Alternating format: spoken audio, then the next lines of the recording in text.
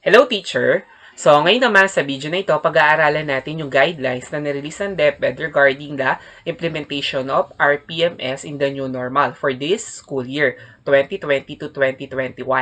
So, muli kasama ninyo si Teacher Bean. What are the alternative classroom observations? So, ano ba magiging alternative observation natin for this year? So, isa pa yan sa mga questions natin this times. Lalo na sa ating mga teacher, meron bang observation na magaganap? Diba? Ano ba? Paano to? So, marami tayong katanungan. Meron tayo who and what will determine the mode of observation. So, paano ba to? Paano natin sasagawa? Wala nga face-to-face learning. So, ano ba yung magiging mode of observation? At sino yung mag-o-observe sa atin? Next, I will adopt 2 to 3 learning modalities, blended learning, for this school year. What do I consider for observation? So, nakadepende ba ang observation natin sa modality na in-implement nating school? So, paano yung pagpaprocess nito o paano isasagawa? Can I shift between modes of observation? So, pwede ba akong mag-iba ng observation? Kung meron nga, anong depende sa modality? And then, how many observation are required for this school year 20 to 2021? So, ano ba? Ilan ba ang kailangan natin na observation? So, lahat ng mga tanong na to, kung makikita natin, ay masasagot ngayon sa video na ito.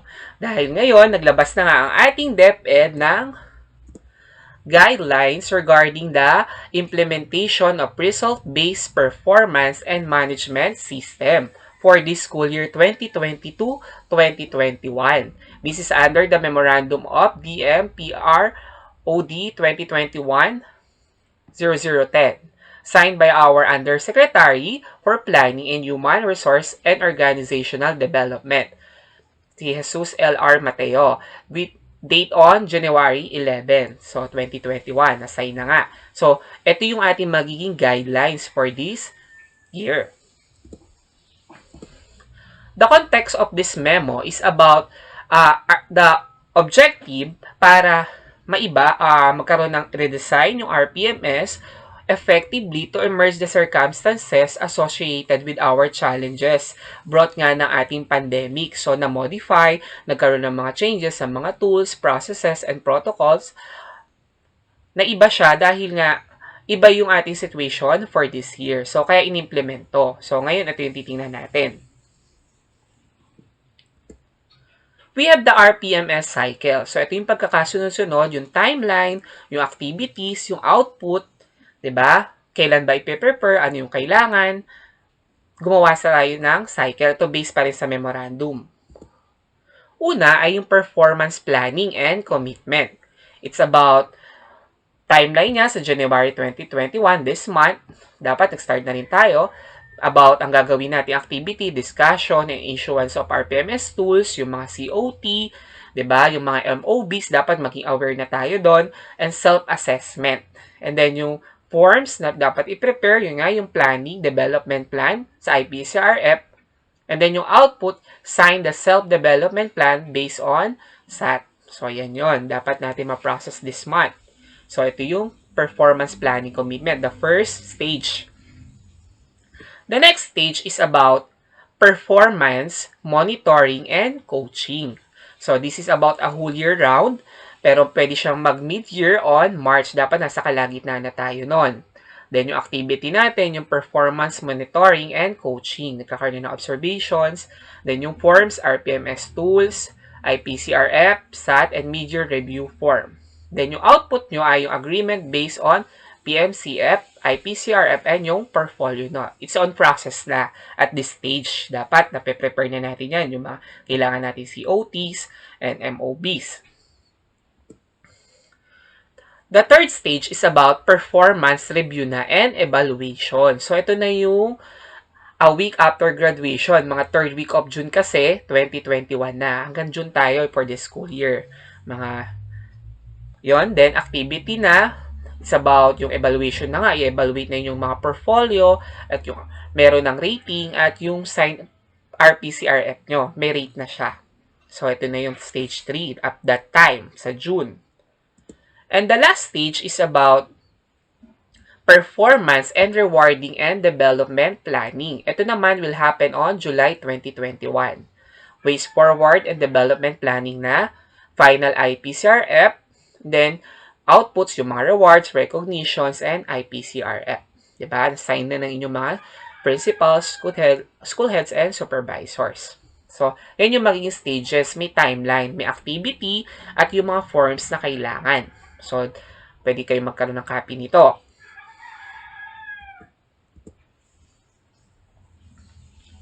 Next naman is ito na yung phases, yung RPM cycle na yung mga persons involved or responsibles at that certain stages. 'Di ba? Noong mga panahon na yon o stage. Sa phase 1, ngayon sa isang stage, ang responsible doon, yun nga yung ating mga regional division office, implement sa atin yung memo, introduce, then yung mga ratees nga for self-assessment. Sa stage 2 naman, sa monitoring coaching na, our school heads, raters, and ratees, 'di ba? Then for stage 3, year-end review na to, yung mga raters, ratees, and approving authorities, yung mga heads natin. And for the last part, the ratees and the school head and raters. So, ayan. May mga persons involved. Yan, makikita nyo. Kasama sila. All lahat part of our educational system. Next is, ano ba yung general guidelines for RPMS Alternative Classroom Observation? So, consider nga for this year, due to the absence of face-to-face learning, wala tayo limited yung capacity nga at di natin siya pinapacilitate ngayon, ano ba yung magiging alternative natin? Paano yung observation? So, di ba? Yan yung mga tanong, marami yan sa atin. First, ito yung alternative. Una, online observation. Dito, sa online observation, ito yung guidelines. This applies to teacher who will adapt online synchronous learning regardless of the number of classes and learners. So, dito yung online classes nyo. Pwede in a 1 week, kung nagkakaroon kayo ng isang one online class, pwede yon, kasama yon. Diba? Pasok siya dito sa part na to. Paano nyo isasagawa yan? Siyempre, may online class. You may invite your colleagues to sit in your online class, your raters, or your mentors, and have an attendance sheet signed after the class. So, pwede may attendance sheet. Kung wala, pwede yung sa Google Forms, di ba? Naklalagay sila doon ng attendance. May date yun. Pwede yun, di ba? During your online class. I-invite yung mentors nyo, heads nyo, para i-observe kayo in your online classes.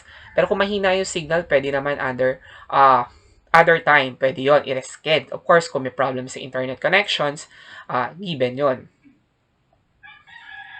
Next is, pwede rin, observation of a video lesson. So, ito naman, kung hindi pwede sa inyo yung option 1, hindi kayo nagkakaroon ng online class, hindi nyo ina-apply siya sa inyong school, pwede itong observation of a video lesson. Ito naman sa asynchronous.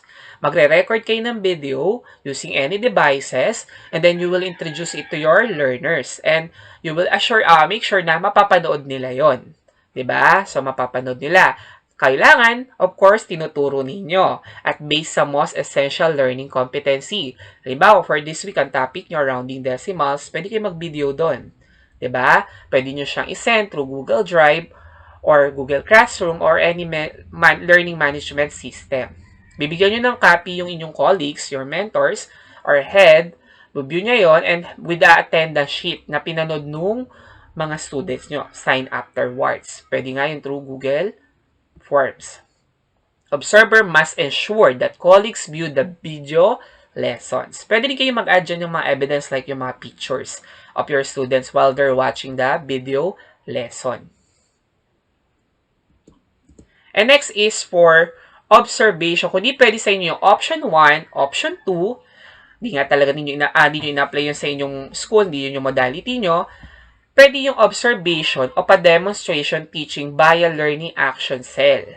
Kasi usually, kung ang ina-apply nyo sa school nyo ay pure talagang module lang, at nag-radio-based instruction sila or TV-based instruction lang, blended yon pero walang online class, pwede to. Through your action cell. Diba? Dito will invite your colleagues na i-observe kayo during your demonstration, your LAC session, and then with the attendance. Diba? Pag nagkaroon kayo ng LAC, pwede kayo maging presenter, speaker, yon, doon kayo i-observe. So, yun yun, pwede siya dito. Yun yung mga alternative. So, yun lang yun. Next is, ang alternative classroom observation should follow this time frame. So, may classroom observation kayo, dalawa ang kailangan natin for this year. So, dalawa. Between January and March 2021, yung una, at yung pangalawa, between April and May 2021. So, yan, dapat na-observe na kayo at that time. Then, ito na, masasagot na natin. What are the alternative classroom observation for this school year? So, pwede siya online observation, option 1, video lesson, option 2, and observation demonstration through teaching via learning action cell. Yan yon. So, ma-observe tayo pa rin. May observation pa din. Who and what will determine the mode of observation? The modality adopted by the teacher will determine the mode of observation. It's based pa rin sa modality ninyo na ina-apply. Doon magbe-base yung observation. I will adopt 2 to 3 learning modalities. Blended learning for the school year. What do I consider for observation? Kapag online asynchronous ka, pwede ka option 1, yung online class. Diba? Pag hindi naman possible yun, pwede ka mag-option 2, yung record na video. Then, if online learning, parehong hindi available, pwede yung option 3. So, yun yun. Can I shift between mode of observation? Pwede ka ba magbago? The answer is no. So, use only one mode of observation. Isa lamang ang gagamitin for the entire year. Kung recorded video lesson, yun lang. Diba? Kung online class, yun lang.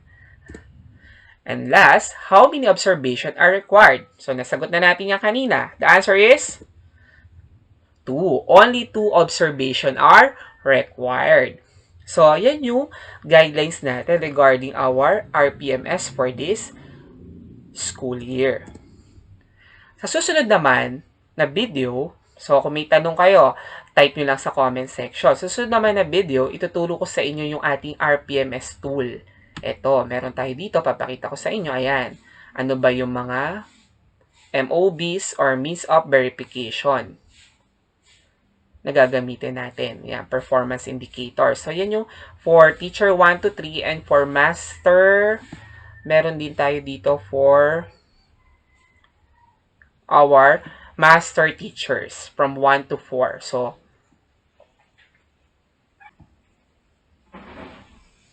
yun yung pag-aaralan naman natin sa susunod na video. Ituturo ko kayo sa susunod na video. So, if may tanong kayo ngayon dito sa ating guidelines, pwede kayong mag-type sa ating comment section. So, pag-aaralan natin yung RPMS bagong tools sa susunod naman. So, wala kayong mahiya at if nagustuhan nyo itong video na to, please click the like button. So, maraming salamat. Till next time with Teacher Bean.